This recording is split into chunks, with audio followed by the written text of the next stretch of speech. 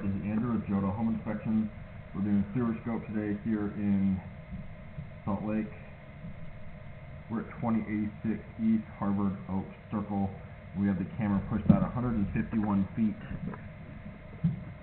I'm not positive yet if we've hit the city connection, and I'll be talking about that as we pull it back.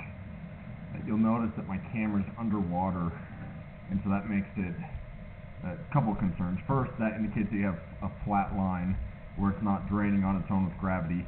You never want to have standing water because that indicates that the line is flat or has a belly or a blockage. But also it makes it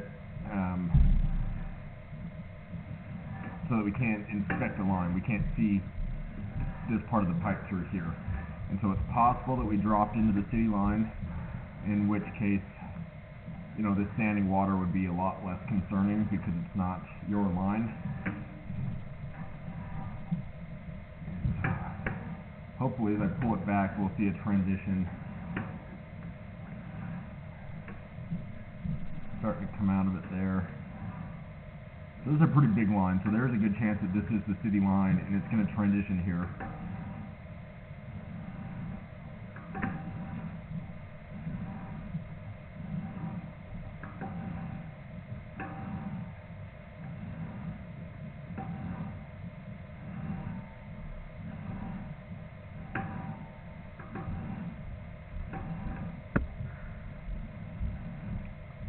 Starting to go underwater again, and as you can see, that's not a blockage on the end of that. That's just a belly. The only way to fix bad grade is to dig it up and re-slope it. When you have standing water like this, waste can settle and create a blockage where it backs up into the house. I've not yet seen a transition, and we're getting close enough that if we don't see one soon, I don't know that we would. Which means that this could be your entire line, not the city line. Little turn there. That must be the transition there. So only 77 feet out. This is going to be your line here. 77 feet is good. Average length of a sewer line that I see is around 100 feet. So a little on the shorter side. But right off the bat, there was a little bit of standing water there where it dipped down.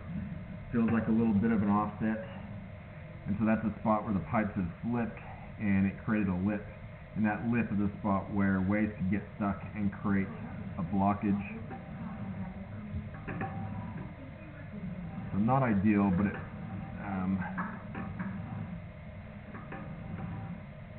a little bit of standing water through here. So far it's not enough that it was covering my camera head, which is good. Once it starts covering my camera head, that makes it more concerning. Now we're transitioning to ABS, which is a different type of pipe. This is what's in the house and under the basement slab. Not seeing any standing water through here.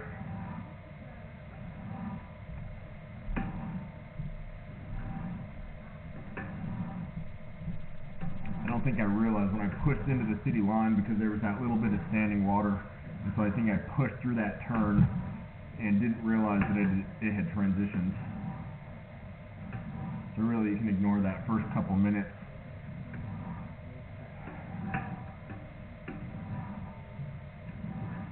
This is looking good. A little bit of buildup, but really not too bad.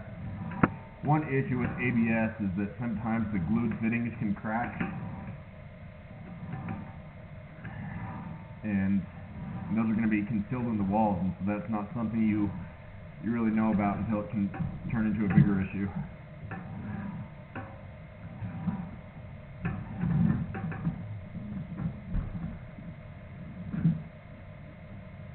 I access the line through the clean out in the basement, right next to the wet bar. I did not find a full-size access point. I only found a 2-inch cap. Typically somewhere you'll have a 3.5 or a 4-inch cap so that you can access the line and clean it, which is a lot easier to do through a full-size access point and not, you know, a 2-inch or an 1.5-inch cap. I'm going to end this recording now.